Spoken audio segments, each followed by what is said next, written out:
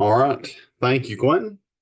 We are going to look, and you all have seen the synopsis and everything for today. So we are going to look at having difficult conversations. Some of this specifically is going to revolve around people that have support staff on how we look at doing supervision and how we do uh, evaluations of those staff. So we're going to start and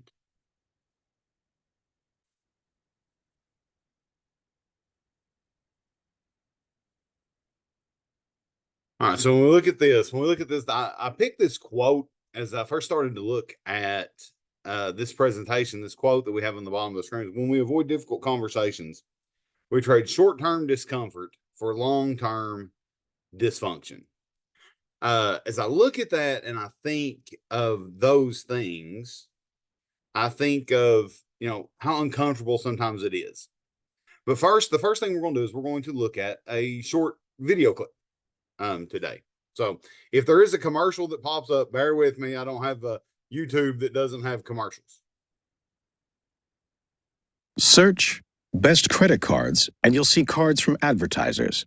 Search Wallet Hub best credit cards and you'll really see the best credit cards on the market. So if you want to get the best credit card deals, add Wallet Hub to your search. Play.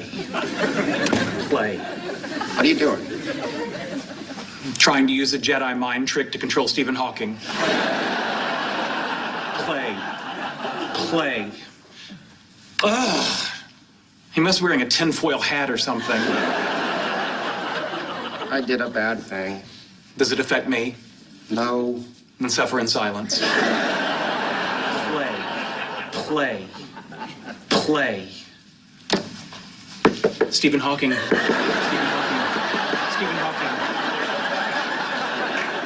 Penny started taking a class. She wrote a paper. She didn't want me to read it. I went behind her back. I read it anyway. Stephen Hawking hates me. I don't know what to do. The paper's terrible. If I tell her, she'll know that I read it, and she'll get really mad. I was beating him so bad he doesn't want to be friends anymore. Why does everyone love me except Stephen Hawking? Is it possible we're having two different conversations? How would I know? I'm not listening to you. Hang on. Okay, here's what we're gonna do. Chess clock. We each get 5 minutes to talk about our problems. We'll take turns. Each turn will consist of a statement and a helpful response from the friend. Begin. I humiliated Stephen Hawking in a game of words with friends. He stopped playing, and now we're not friends anymore. He's probably busy. You're worried about nothing. Give it a couple more days. I'm sure he'll play, and you'll see that everything's fine. My turn. I can't let Penny hand in a bad paper, but how do I tell her it's bad without letting her know that I read it? Beats me. Now, I know Hawking's not busy because I can see he's playing other people right now. Maybe since you're so good, he's taking his time to meet the challenge. I want Penny to enjoy it. Wallace told me he's a big baby. I didn't know that, and I played extract for 82 points. Oh, it's all Amy's fault. She told me to play it. I've got to cut her loose. Sheldon, I wasn't done talking. She hands in the paper tomorrow. I know I could help her, and she's my girlfriend. I should be allowed to help her. Why aren't I allowed to help her? Yeah, I hear you, brother. You need to give me some advice. Fine. Women, huh? No. Specific to my situation. But blonde women, huh? Empathetic. It sucks to be you. I quit. Leonard, wait. No. I listen to your dumb thing. Leonard, come back. Leonard, come back. What? Oh, of course. It only works on the weak-minded.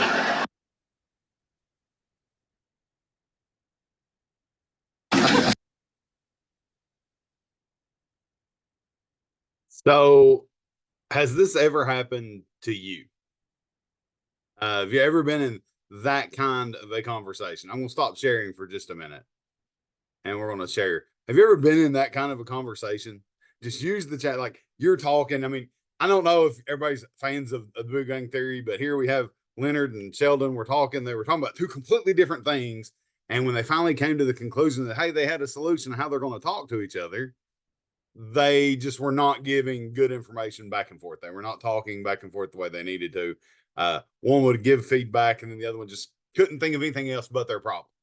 Have you ever been in that kind of a conversation? Have you ever been in that kind of a situation to where you're trying to tell somebody something, but they just completely talk over top of you? They just completely talk over, and they don't want to hear anything that you're saying, especially when you're talking about giving feedback or looking for solutions to the problems that are being, that are being looked at. Thinking of that situation, that's a very difficult situation to find yourself in when nobody seems to be wanting to listen. Nobody seems to be able to want to do things. So with this, we're going to use the chat box. I want you to answer a couple questions for me or a few questions for me here in the chat box.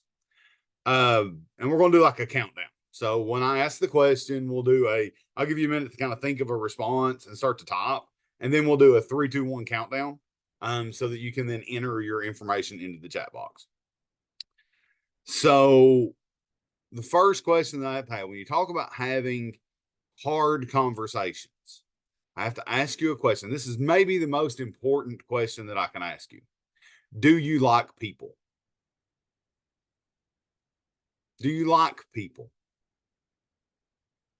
I hope everybody's answering yes. No. Well, if you don't like people, having hard conversations can sometimes it's going to really be very difficult for you. So yes, sometimes, not always. Sometimes we like people. Sometimes we don't like people. That's just kind of how it is. Some people are difficult. Yeah, it's just how it is. Do we like people? Do you genuinely like people? What does good communication look like to you? So, what does good communication look like? One word for what does good communication look like? 3, 2, 1. Honesty, active listening, timely, eye contact, effective, honest, listening, honesty, listening, honesty, listening. There's a trend here. There's kind of a trend. We're hearing a lot of listening and a lot of honesty. Being open-minded. There's a trend that we're kind of seeing in a lot of these answers and a lot of these things. It's a lot of give and take. It's not all give. If you go back to the video clip and think, as they first begin to speak, as they first begin to talk to each other, Sheldon is giving his thing. He's afraid Stephen Hawking's not going to talk to him anymore. He's not his friend anymore. He's not going to play the game with him anymore. He's given all of that to Leonard, and Leonard listens and gives a response. And then he gets cut off when it's his turn. Then you flip and they do it again, and Leonard gives him another piece of information until eventually he's just tired of doing it too. So it's the listening piece that one would listen and one would not. All right, very good.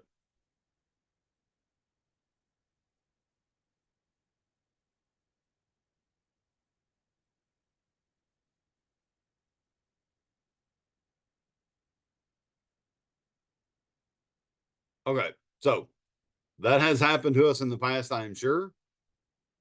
So let's look at a few other things. So if you're going to have a hard conversation, there are some things that you need to do before the conversation ever even starts. Before you're ever going to have the conversation, there's some things that you have to do. First, you have to know yourself.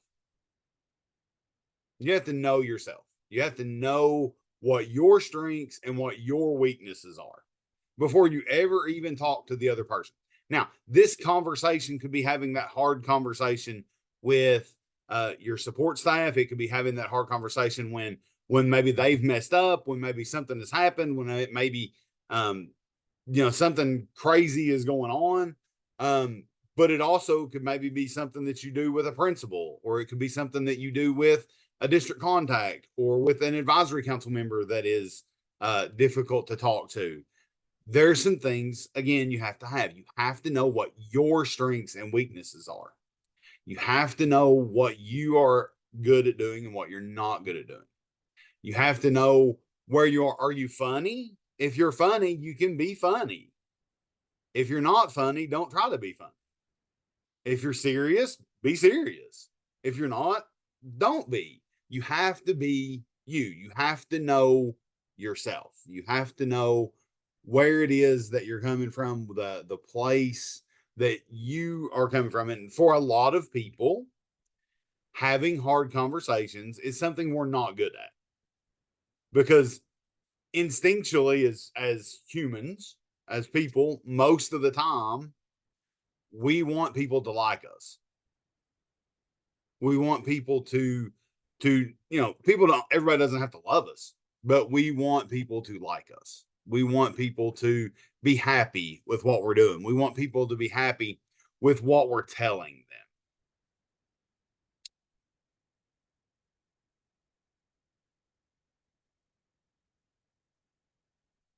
You have to know that a lot of times when something happens, or when you know yourself, your knowing yourself is going to be a reflection on how you lead. Whether as coordinators, whether you want to admit it or not, whether we want to look at it or not, all of you are leaders in your building. All of you are leaders in some form or fashion, in something that is going on. And knowing yourself will help you be able to reflect on how you lead, on how you're going to lead the situation that you find yourself in, how you're going to lead that conversation.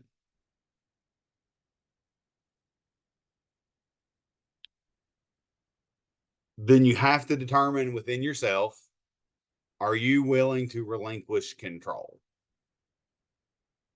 Are you willing to relinquish control of the conversation? Is it something that you have to come in and demand attention? Is it something that you have to, how is the conversation going to go? Okay. You have to know all these things about yourself. You have to know about all this stuff about what is happening internally inside of you that is going to drive you to do the things that you need to do, to drive the way that you are supposed to go and do things. So what I want you to do right now in the chat for me is I want you to define leadership. I want you to define leadership. Let's use a word to define leadership. So if you type that in the chat box, and we'll hit enter in 3, 2, 1. Guidance. Okay. Strong-willed. Setting the tone. Okay. Not asking anything. Okay. Lead by example. Partnership. Supportive. Selfless. Open-minded. Okay. A problem solver. Be willing to do what you're asking. Clarity. These are all good things. These are all good things to look at when you think of looking at a leader, when you're looking at the way you lead. So when you lead, when you are talking with support staff, when you're talking with your advisory council, do you lead in this way? Do you lead in that way? Do you lead being open-minded? Do you lead being a problem solver? Do you lead being selfless? Do you lead being supportive? Do you lead by example? Do you lead as someone that is strong-willed? All of these are great traits of a leader.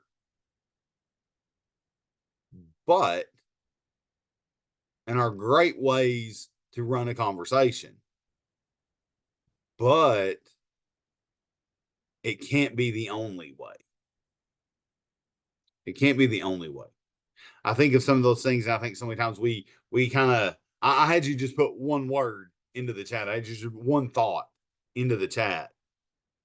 So many times that it's so much more. Having that hard conversation is so much more than the one word. It's so much more than the one thought. There's some nuance to it. There's some things that you have to go in. You have to know what you're good at, and you have to be able to use that to your advantage when having the hard conversation. You have to be able to use that to the advantage to get what it is that you're trying to accomplish across.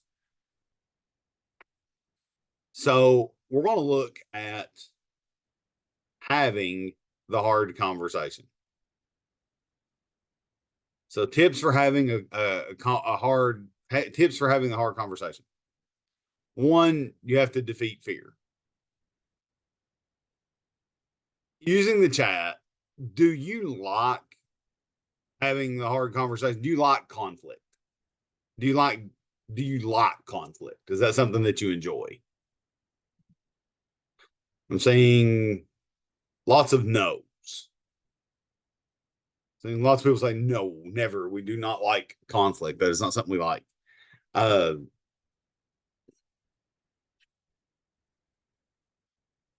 Oh, that's an interesting that's an interesting comment, Lisa. Not good at all with constructive criticism or even direct instruction. Say a lot of when or if you have time, will, would you, can you. Those are the things that we do. We don't like that.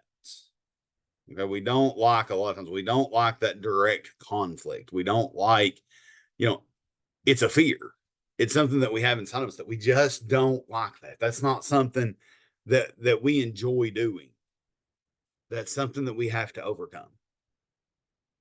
That's something that internal, when we have hard conversations, that's something that we have to overcome. So we have to defeat that fear of, that fear of conflict, that fear of being direct, that fear of being of taking those thoughts that we had a minute ago about leadership, taking those thoughts of how we have that constructive criticism and combining things. How can we be supportive and strong-willed?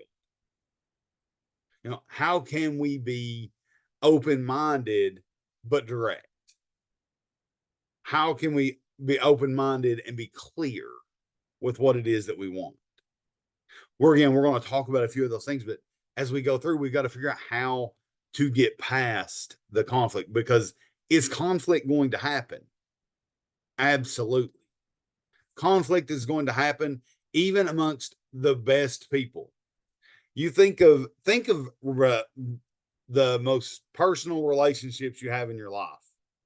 Your parents, your spouse, your siblings, your kids, your best friends, any of those things.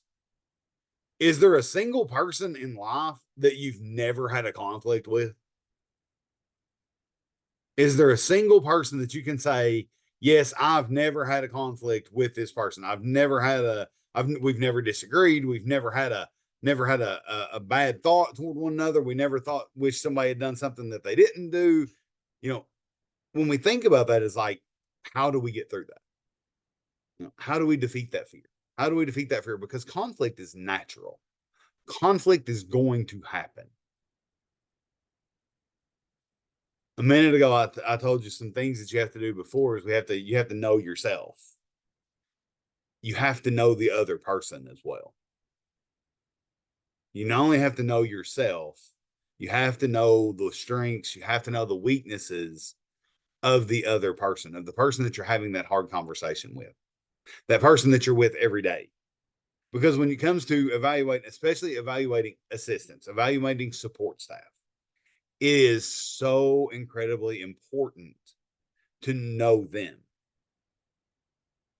Because you're never going, it's so vital to have the information of how it is that you can best communicate with them, how it is that you can best get your point across of what it is that you need done, of what it is that needs to happen, especially when it comes time for an evaluation.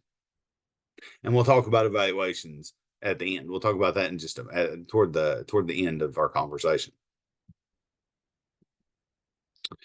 Second thing, you got to prepare. Not only do you have to prepare yourself and prepare what they have, you have to know what you're going to say. Have you ever went into a evaluation at the end of the year, your evaluation, and the person doing your evaluation really didn't know what to tell you? They really had no clue what you were doing.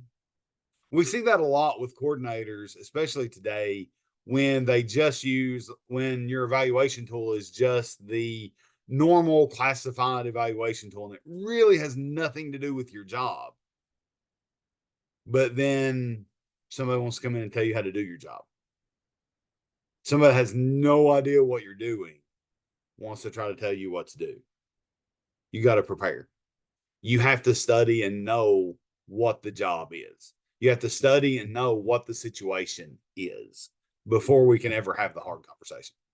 Before we can ever go in and have that difficult conversation, we need to prepare what we're going to say. We need to prepare what it is that we're going to talk about. We need to prepare the questions that we're going to ask. We need to prepare the information that we're going to be looking at. We need to prepare whatever it is that we need to have to make ourselves be more effective in the conversation. All the preparation that we can have, all the things that we can do before we ever get in the room will help us be able to effectively communicate what it is that we need. Because ultimately, especially when we're talking about support staff, we need them to do certain jobs. There are certain things that we need. What do you need? You have to prepare and find that out. You have to prepare and find out what it is that you have to have, what it is that you need them to do better, what it is that we need to have. We got to prepare the information. We have to look. It's not something that we can just do in a moment's notice. It's not something that we can do off the cuff or on the fly. It's something that we have to prepare and be ready for before the information is ever given.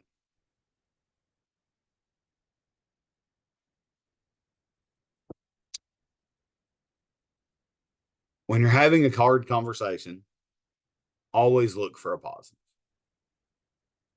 Because when you're having a hard conversation, most of the time, or generally, I'd say all the time, when you're having a hard conversation, it's because something bad has happened. It's because something negative is going on. Look for positives.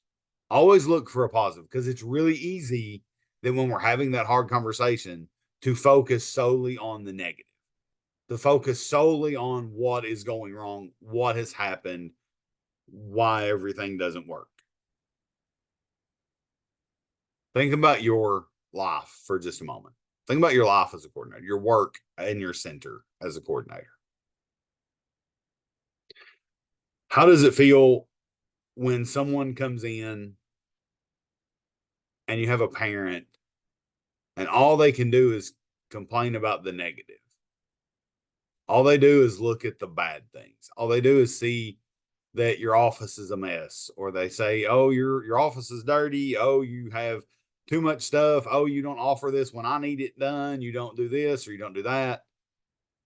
We tend to just shut down. As people when come in, we feel like we're being attacked. We tend to shut down.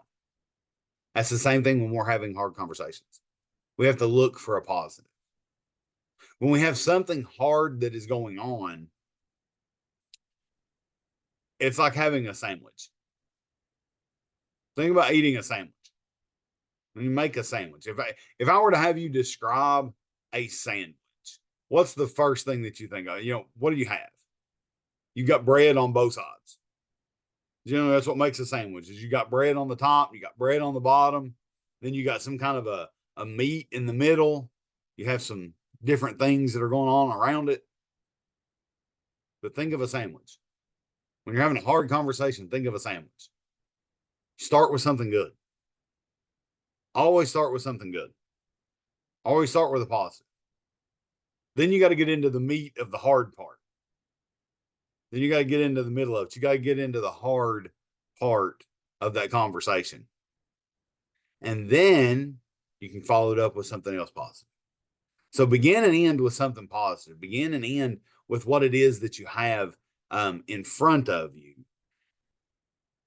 And that's going to provide better results than just coming completely negative, completely negative, completely negative, even though the hard conversation is about something negative. And it could be something, well, that you have to do that is going to be negative. But don't completely go negative. Look for the positive. We have another. When you go to have the hard conversation, leave emotion at the door. Leave your emotions. We have to check our emotions. There's not much worse than you get into a hard conversation and you've got to tell somebody something. You've got to tell them they have to do something. And then emotions take the best of us. Then emotions get the best of us, and emotions start to go where we don't want them to go. And then it leads to a bigger problem. Then it leads to a much bigger issue when we don't check our emotions, when we don't leave our emotions at the door. Is having a hard conversation with someone stressful? Is it stressful for you? We've already said we don't like it. So is it stressful for you? Is it stressful to have that conversation? Sure. Yes, it's stressful. It is going to be stressful. It's going to do all these things. So think about what that does. So when you're faced with a stressful situation, biology tells us, or human physiology tells us, that we go into fight or flight mode. When everything starts happening, without getting into a science lesson with everything, when everything starts happening within our body, we get into fight or flight mode. If we get too stressed, we have to be able to contain emotions. We have to be able to contain ourselves, because what is going to happen on the other side?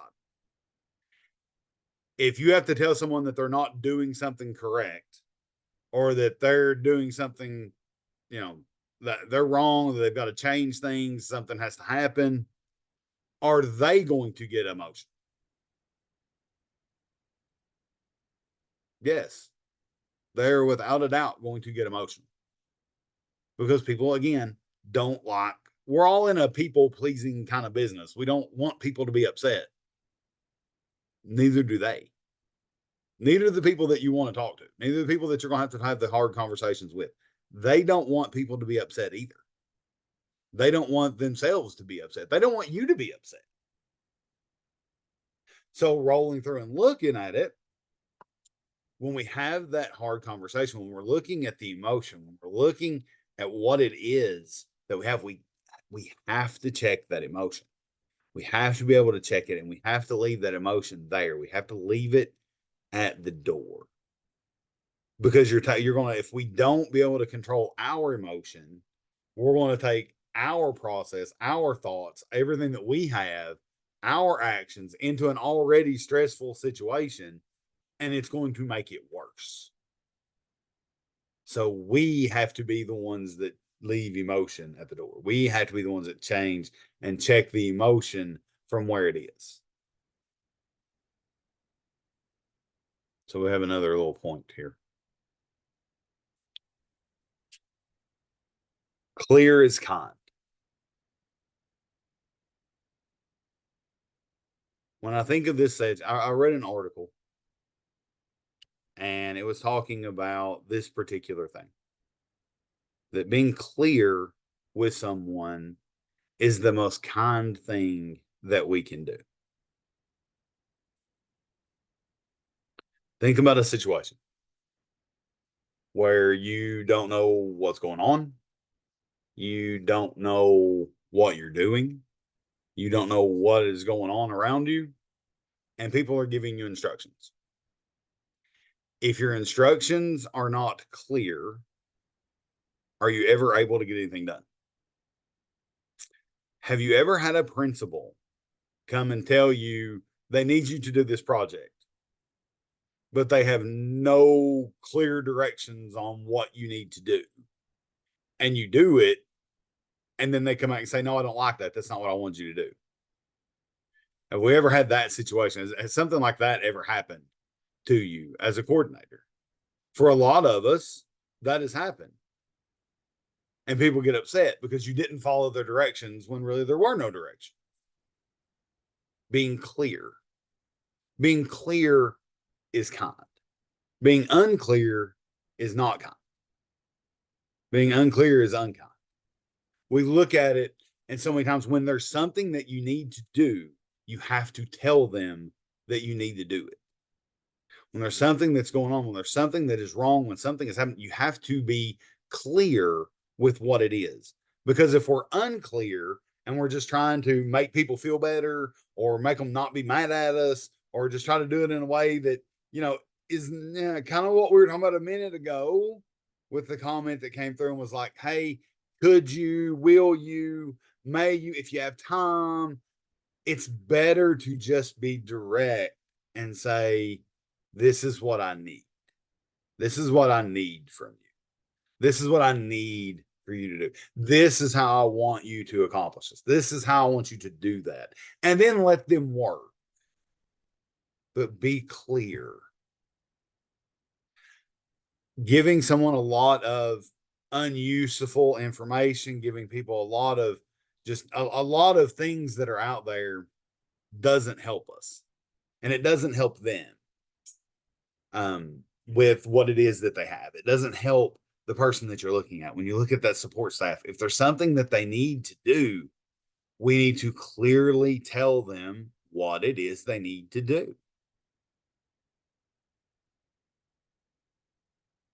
I can remember a time as a coordinator or when I was in a support staff. I can give you a story. I can tell you how this works. We were doing something and she wanted me to go put something on the sign outside. She wanted me to go put something on the outdoor sign about something. I don't even remember what it was that we were doing now. And I put something up, but it wasn't exactly the way that it was wanted to be put up. And she was not happy with the way it was, but I didn't know what I was looking at. I didn't know exactly what it was that I needed to say. Being clear is being kind. It's not being mean. It's not being unsupportive. It's not being anything else. Being clear is what we need. Okay, we're going to take about 15 minutes and we're going to go into a few breakout rooms. And I want you to talk about a couple things, and I'll send these questions out in the chat. What I want you to share a time when you had to have a hard conversation with someone in the breakout room. You don't have to give names. You don't have to give anything. This is where I want you to go. And when you go into the breakout rooms, if you could turn your cameras on, and be live on your microphone would be greatly appreciated. But again, share a time when you had to have a hard conversation. What was the outcome? What would you have liked to have done differently? All right. Name a hard conversation. What did so you have the hard conversation. What was the result? What would you have liked to have done different? All right, Quentin, whenever we are ready, we will send them to the room.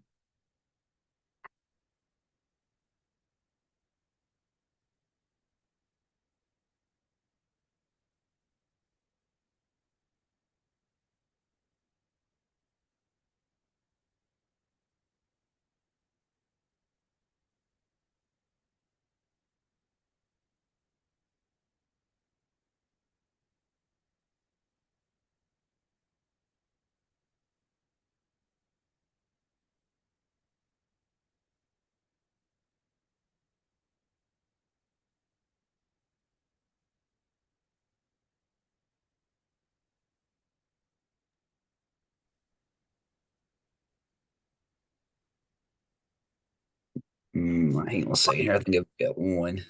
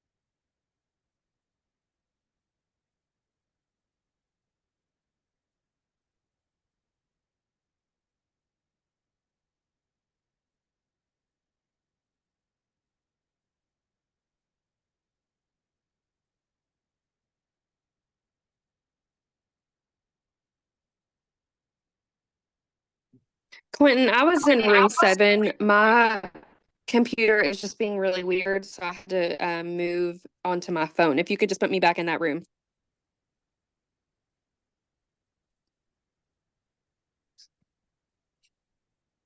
I think you're muted. Sorry, my computer. I'm gonna have to move you to another room, then I'll move you back to 7. So I'm gonna move you That's to one perfectly room. fine. Thank you so much. You're welcome.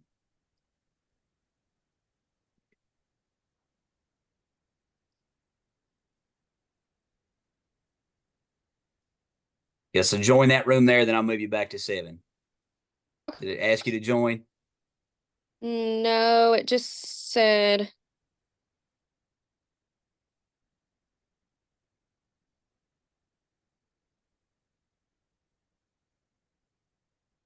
Looks like she's back in 7, so we'll leave it. We'll leave it there. That'll work.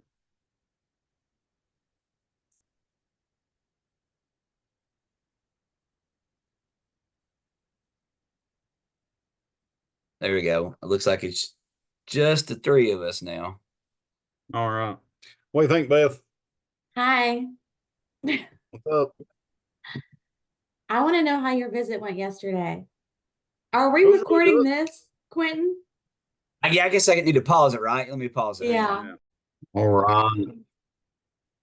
All right. So it looks like most everybody has come back from the breakout rooms. Looks like we have everybody with us. Does anyone, without using names, does anyone want to come off of mute and kind of share something that you talked about when we were in the room?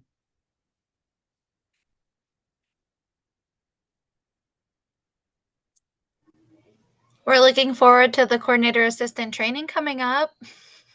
Okay. Well, very good.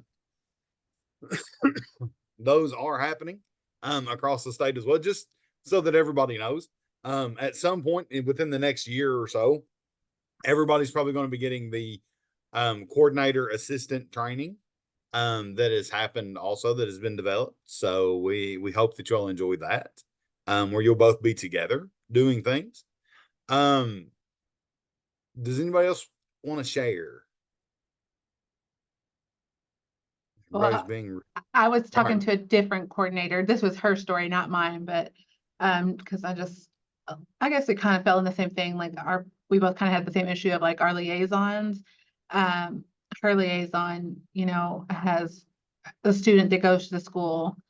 And so she hangs around in the office a lot, and she was having trouble like communicating that to her liaison, be like, hey, your kid can't just hang out in our office all the time. That's not what the office is for. And then it also could make other kids uncomfortable and not want to come to the office if they just see this person hanging around here all day. Like, because people talk about private things and, so we were both discussing like how I kind of had an issue with my liaison last year. I got a new liaison this year.